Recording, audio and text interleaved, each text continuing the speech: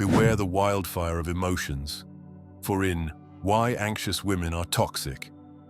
For avoidant men, I will guide you through a landscape where craving and retreat collide with dangerous consequences.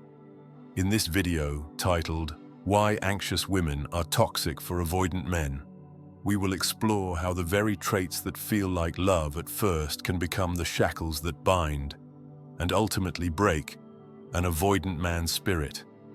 Imagine, if you will, a serene palace perched on a cliff's edge, its walls steadfast against the howling wind. An anxious heart approaches like an eager minstrel, offering sweet sonnets and lavish feasts, her gentle ministrations sealing the promise of a lifelong serenade. You, the avoidant lord, watch with wary fascination, content for now to let her play her lute from the courtyard below, never dreaming that each note is a thread slowly weaving a cage. From the moment she steps into your equilibrium, she seems a dream come true. Early on, she grants you distance as if shielding you from the very thing that terrifies her as well: abandonment. She prepares candlelit dinners without asking, showers you with messages of adoration, and even embarks on grand gestures, weekend getaways, spontaneous road trips, so peppered with delight you can scarce believe it's real. Her kindness, so intoxicating at first, is designed to quell the dread of her own insecurity. And you, the avoidant partner, bask in the glow of appreciation without yet sensing the undertow. But beneath this idyll lies a slowly brewing storm. Avoidant souls prize autonomy as much as anxious souls crave connection. You've learned, perhaps from childhood shadows or early betrayals, that intimacy is a labyrinth with no exit. So you stand at its mouth, admiring its marble halls but never stepping inside. It's not cruelty, far from it. It's self-preservation. And to the anxious partner, who believes connection is oxygen, your retreat is an injury, a proof that she is unworthy. This is when the chemistry of addiction takes hold. You become her pharmacist, dispensing tiny doses of approval that send her brain aflame with oxytocin, the bonding hormone. With each text, each reassuring touch, she experiences what feels like an elixir stronger than any opiate, yet the doses must grow. What started as a gentle caress on a breezy night soon demands fireworks in the rain, midnight confessions, declarations of forever. The courier of love must evolve into a courier of ever greater proof, for her body and soul now pharmacologically crave your validation.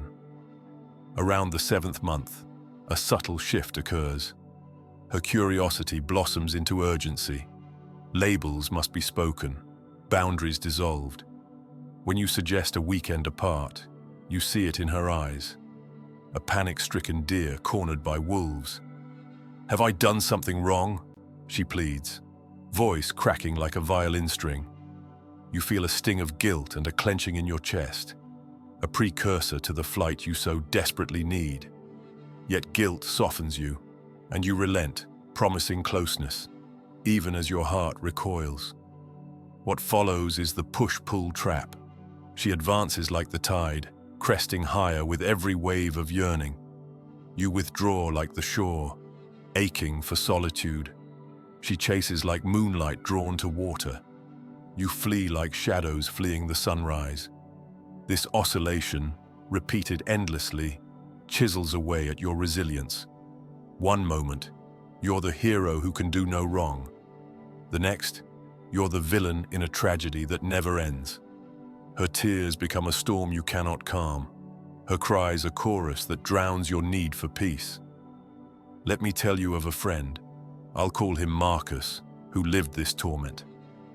At first, he reveled in the euphoria of unsolicited devotion. Then, when he dared to suggest a quiet Sunday morning to read his books, he returned to an empty apartment, the blinds drawn, the walls silent save for the echo of her heartbreak. She accused him of betrayal, of darkness in his soul. He tried to soothe, to explain, but words became arrows and his retreat, a blockade. In the span of a single weekend, their shared sanctuary transformed into a battleground. He felt imprisoned. She felt abandoned. Neither side found refuge. As the months stretch into a year, the tempest grows ever fiercer. Her demands intensify. Constant check-ins, questions laced with suspicion, emotional ultimatums delivered as gentle requests. You wake to messages at dawn. You sleep to them at midnight. She is convinced that without your immediate presence, her world will implode. You begin to tiptoe, terrified of igniting her despair. The irony is profound. In trying not to hurt her, you sacrifice your own well-being and sense of self. Yet there is choice. At the crossroads, you may break free, ending the cycle but enduring the heartbreak of severed attachment. Or you may stay, resigning yourself to an existence defined by emotional gunpoint, your heart the hostage, and her love the ransom. Neither path is easy. One leads to grief, the other to gradual erosion of autonomy. Both carry the same lesson, that mismatched attachment styles can become a cacophony rather than a duet. In the twilight of this odyssey, know this: compassion need not become self-destruction. Awareness is your torch in the labyrinth. Recognize when kindness is weaponized into addiction, when your need for space is met with a siege of insecurity. Speak your truth gently but firmly. Set boundaries as you would build ramparts, to protect your kingdom, not to besiege her heart. And if you find the walls closing in, remember that self-care is not betrayal. So heed the counsel of why anxious women are toxic for avoidant men. Toxicity is not a moral indictment, but a pattern of interaction that thrives on extremes of fear and longing. Confront it with wisdom, wit, and stories that light the way, just as I share today. For in the union of anxious and avoidant, as in any tale of profound attraction, survival depends on understanding both the beauty and the danger woven into the fabric of our emotional bonds. And now, dear traveler, armed with insight and tempered by example, choose your steps with care.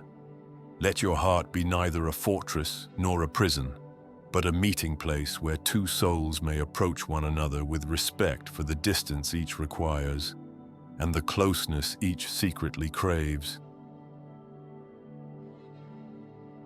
If you believe this video might help someone dear to you, share it with them. A small gesture on your part could mean the world to a friend in need.